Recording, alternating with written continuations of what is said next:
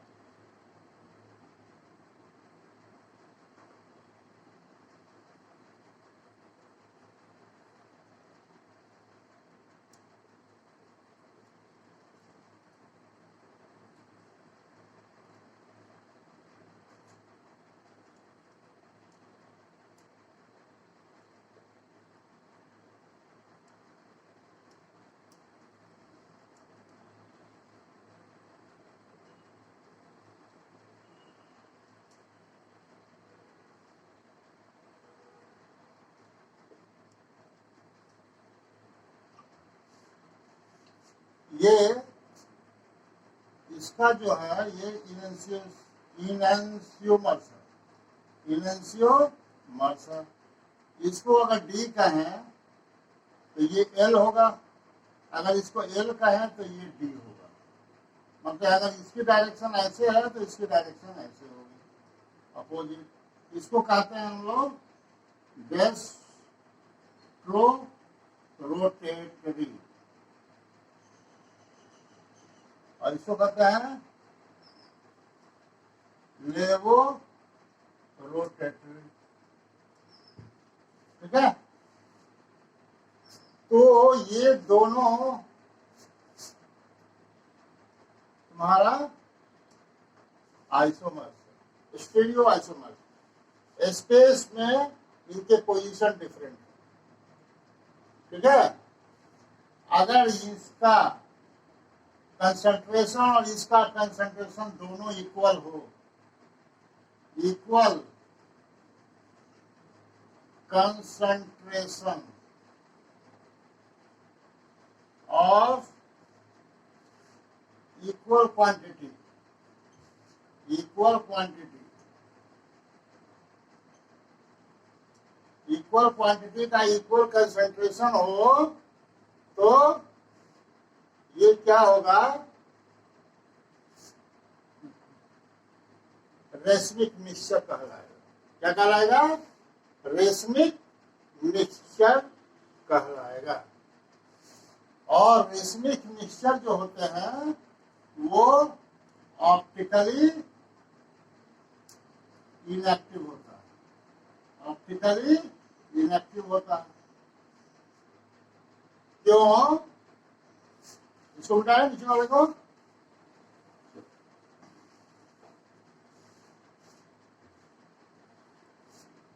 ये मान लो कि ये डी है और ये एल है, ये 50 डिग्री है, ये -50 डिग्री। तो रिजल्ट क्या होगा? रेसमिक मिक्सचर क्या होगा? रेसमिक मिक्सचर ये क्या होगा बताओ? 0 होगा। तो ये ऑप्टिकली इनएक्टिव होगा। ये क्या होगा? ऑप्टिकली इनएक्टिव होगा, क्योंकि दोनों का कंसंट्रेशन सेम है और इक्वल अमाउंट है, इनएक्टिव होगा, ठीक है। तो मेसो कंपाउंड भी आपका ऑप्टिकली इनएक्टिव होता है। ठीक है, तो ये आपका, क्योंकि इसमें कंसंट्रेशन हमको मिलाना पड़ता है, इक्वल अमाउंट, इक्वल कंसंट्रेशन। अभी तो 1 मोल मान लो कि इसका 1 मोल लें और इसका भी 1 मोल लें, तो ये एक्सटर्नल कंपनसेशन से होता है, एक्सटर्नल कंपनसेशन। और मेसो कंपाउंड इंटरनल कंपोजिशन से होता है। क्लियर? अब हम लोग थोड़ा सा 1-2 एग्जाम्पल करेंगे और जेईई मेंस में क्वेश्चंस आए हैं उसको हम लोग देखेंगे, और फिर आज का लेक्चर हम लोग ऑप्टिकल आइसोमेरिज, जो meso compound studio isomerism, laboratory, ये सब चीज आज हम लोग इसको फिनिश कर देंगे। ठीक है, क्वेश्चन लिखिए, find all the isomers of 1,2-dimethyl cyclohexane. Dimethyl cyclohexane. 1,2-dimethyl cyclohexane का आइसोमर्स हम लोग पूरे इसको लिखना है। ठीक है, तो क्या होगा, पहले तो साइक्लोहेक्सेन लिख लें।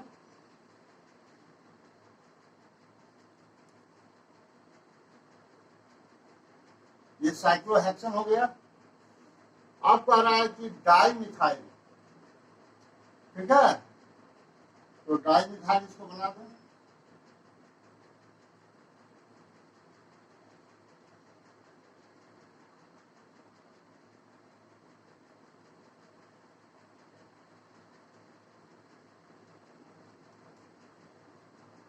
ठीक है,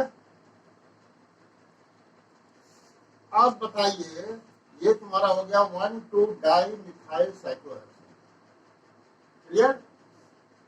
अब ये बताइए कि ये ऑप्टिकली इनएक्टिव होगा या एक्टिव होगा?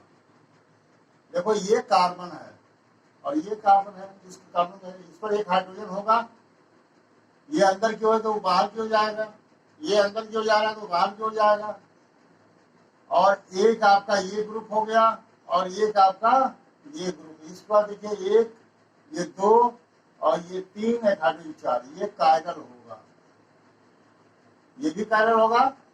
इसको बताइए, इसमें हो गया 2 कायरल कार्बन। तो 2 कायरल कार्बन में हम लोगों ने देखा है कि ये ऑप्टिकली एक्टिव भी हो सकता है और ऑप्टिकली इनएक्टिव भी हो सकता है। तो उसको जज करने के लिए हम लोग POS और COS, प्लेन ऑफ सिमेट्रिक और सेंटर ऑफ सिमेट्रिक, पर हम लोग ध्यान देंगे। तो मान लो ये है, तो देखो ये सेम है, जो ये है सो वही ये है, तो इसमें POS सेम है, इसीलिए ये हो जाएगा ऑप्टिकली इनएक्टिव। लेकिन कायरल का कार्बन है और POS के कारण ये ऑप्टिकली इनएक्टिव है, इसीलिए ये मेसो कंपाउंड भी कहलाएगा। समझ आ गया? क्लियर? अब दूसरा देखें, समझा?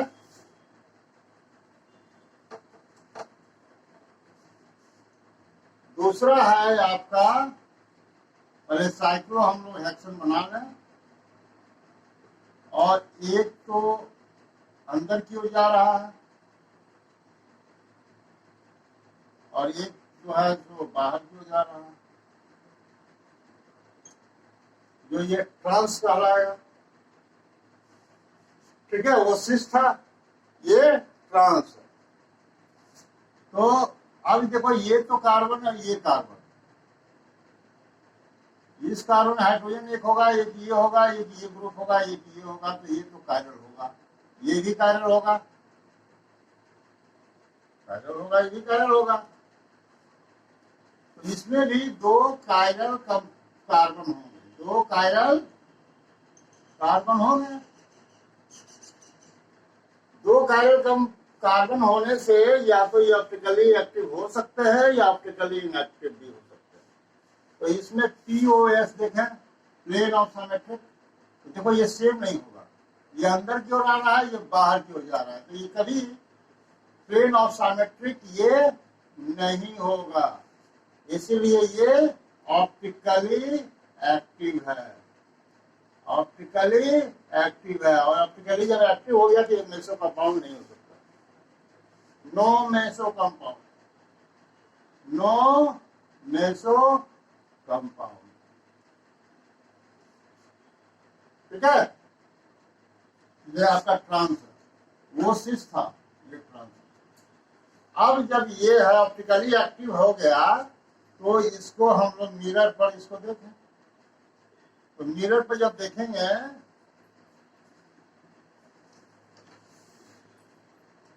तो क्या होगा, देखो ये अंदर की ओर जा रहा था, तो अब ये बाहर की ओर जाएगा,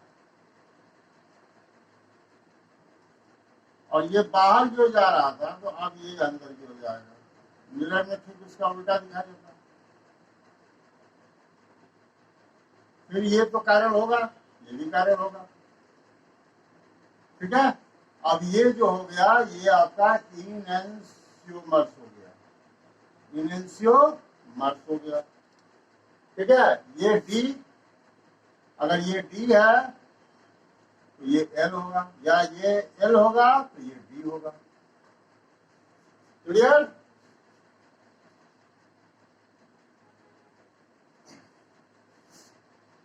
ये समझ आ गया।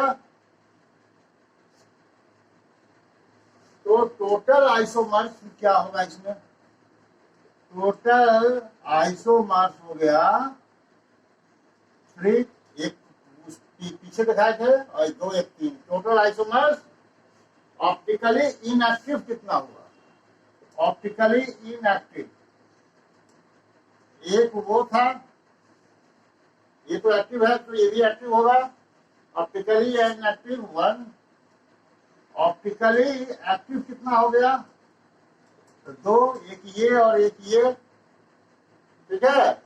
और रेशमिक मिक्सचर भी इसका हो जाएगा, एक रेशमिक मिक्सचर हो जाएगा आपका एक, और टोटल स्ट्रक्चरल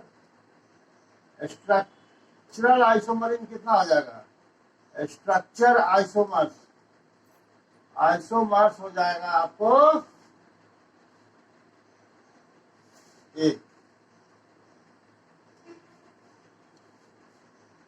स्ट्रक्चर आइसोमर्स आपका एक हो जाएगा। इस तरह से हम लोग टोटल आइसोमर्स में 3 होगा, यही निकालना हमें सब बता दिया आपको।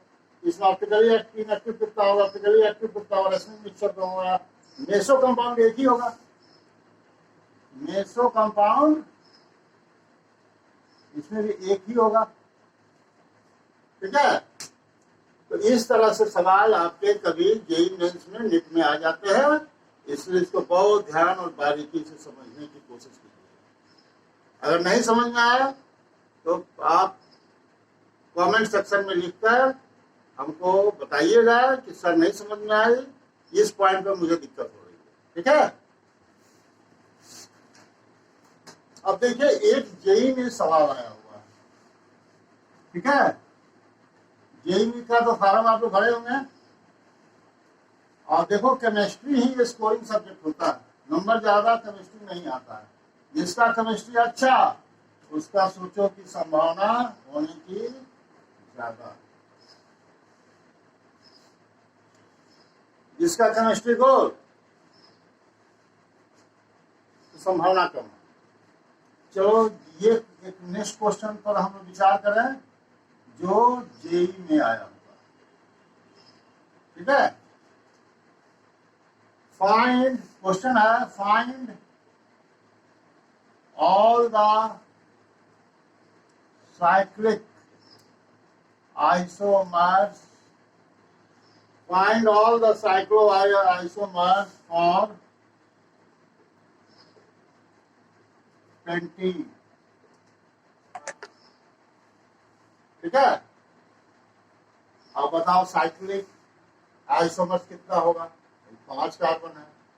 तो सबसे पहले हम क्या करेंगे, DBE डबल बॉन्ड एनर्जी पहले हम लोग इसका निकाल लेंगे। डबल बॉन्ड एनर्जी निकालने का फॉर्मूला ये है कि number of carbon minus number of hydrogen divided by 2 plus number of nitrogen divided by 2 plus 1। तो कार्बन इसमें 5 है, हाइड्रोजन 10 है, नाइट्रोजन तो है ही नहीं, और प्लस 1 है। तो 5 minus 5 plus 0 plus 1 equal to 1।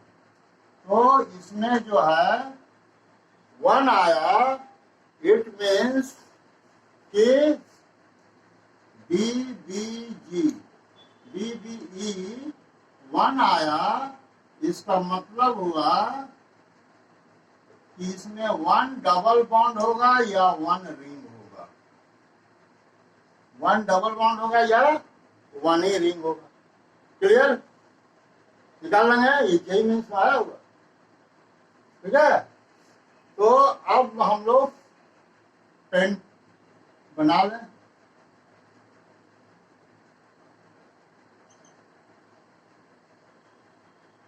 ये ठीक है। देखो इसमें ऑप्शन दिया हुआ है, A का 7, B का 6, C का 5, D का 4।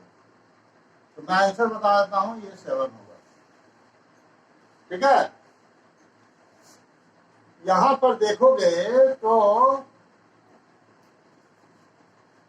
ये ऑप्टिकली इनएक्टिव है, ऑप्टिकली इनएक्टिव है, निकाल देखो। एक और क्या हो सकता है,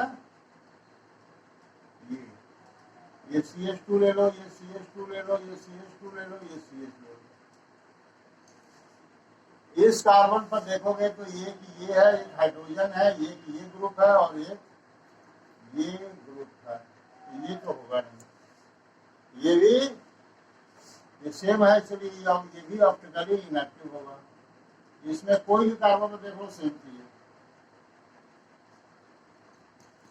दो है यहाँ, इसको क्या करते हैं, यहाँ हाइड्रोजन तो है, इस कारण देखो ये दो सेम ग्रुप है, तो ये कारण नहीं होगा, ये भी कारण नहीं होगी, तो कोई कारण नहीं होगा, इसमें ऑप्टिकली इनएक्टिव है, ये भी ऑप्टिकली इनएक्टिव होगा, ठीक है। और क्या हो सकता है बोलो, और हो सकता है तुम्हारा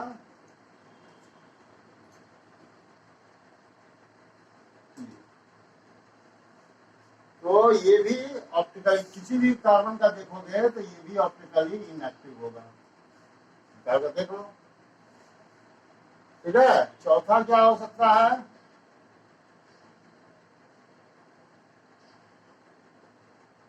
CH3 ये भी देखोगे कि ये भी तुम्हारा, ये देखोगे, ये निकाल के देखो, इस कार्बन में क्या होगा,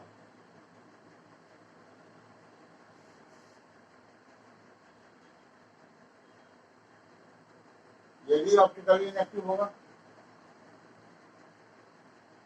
ठीक है। एक और देखो, ये 6 हो गया, यहाँ पर POS हो जाएगा, तो POS से क्या होगा, ये भी ऑप्टिकली इनएक्टिव होगा। अब इसका ट्रांस बना दें, एक ऐसे होगा, एक ऐसे होगा, तो ये ऑप्टिकली एक्टिव होगा, ये क्या होगा, ऑप्टिकली एक्टिव होगा। तो इसको हम लोग मिरर में देखें तो क्या बनेगा, ये ऊपर था तो ये नीचे हो जाएगा, ये नीचे था तो ये ऊपर हो जाएगा,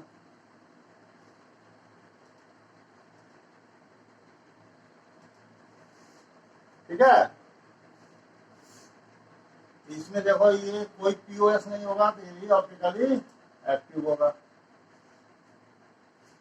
तो देखो 1 2 3 4 5 6 7, इसीलिए साइक्लिक इसमें 7 पकड़े हैं। ये that is the very important question, इस टाइप का प्रैक्टिस कर लीजिएगा आप लोग, ठीक है। किसी को दिक्कत, क्लियर समझ में आया? देखो जब हम थे ना 11-12 में तो हमको समझ नहीं आ रही थी,